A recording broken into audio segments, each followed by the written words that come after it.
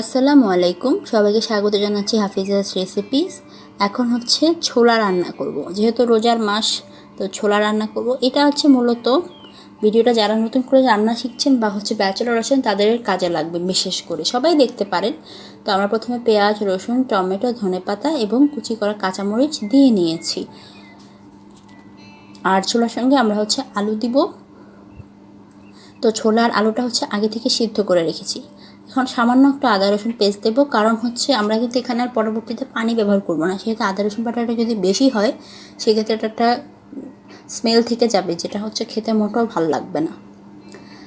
এখন হচ্ছে এটাকে একটুখানি ফ্রাই করব। তারপরে হচ্ছে হলুদ দিলাম, আপনারা চাইলে একটু গুঁড়ামরিচও দিতে পারেন। এই হলুদের পরিমাণটাও সামান্য হবে, আমরা সামান্য একটু গুঁড়ামরিচ দিয়ে নিচ্ছি আর কাঁচামরিচও দিয়েছি। ঝালটা আপনারা আপনাদের হিসেব মতো করবেন। এখন হচ্ছে এটাকে নেড়ে নেব। এখানে হচ্ছে আমরা প্রথমে এটাকে মিডিয়াম আঁচে রেখে নাড়াছাড়াই ফ্রাই হতে দিয়েছি। এখন হচ্ছে মশলার সঙ্গে এটাকে কষিয়ে নেব। এখন স্বাদ মতো লবণ দিয়ে দিচ্ছি।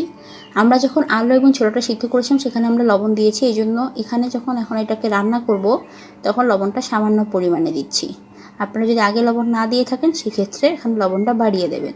এখন এই যে দেখুন, এইটাকে আমরা শুধুমাত্র তেলের উপরেই রান্না করব, কোনো রকম পানি বা কিছু ব্যবহার করব না, কারণ ছোলাটা হচ্ছে এইভাবেই করে।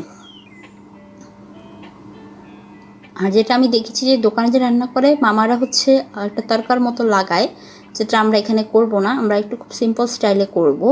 আর এই যে দেখুন, সিদ্ধ করা ছোলা এবং আলু দিয়ে দিয়েছি। এই ছোলাটাকে হচ্ছে আগের দিন রাতে ভিজিয়ে রেখেছি, মানে 10 থেকে 12 সর্বোচ্চ 15 ঘন্টা এটাকে ভিজিয়ে রাখতে হয়, যাতে ছোলাগুলো পানিতে ভিজে সোক হয়ে ফুলে যায়। তারপর হচ্ছে এটা সিদ্ধ হতে কমপক্ষে লো আঁচে রাখলেও 1 থেকে 1.5 ঘন্টা সময় লাগে।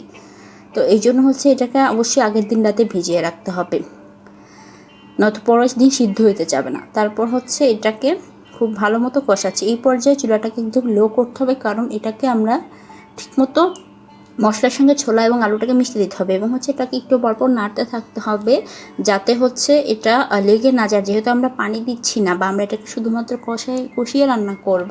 So we should be very careful about it, not to just stick it down the pan. So এটা অলমোস্ট হয়ে এসছে। এখন আমরা এটাকে নামিয়ে নেব। যে দেখুন, এক ফোঁটাও কিন্তু বাড়তি তেল এখানে নেই, পুরোটা শুকিয়ে গেছে।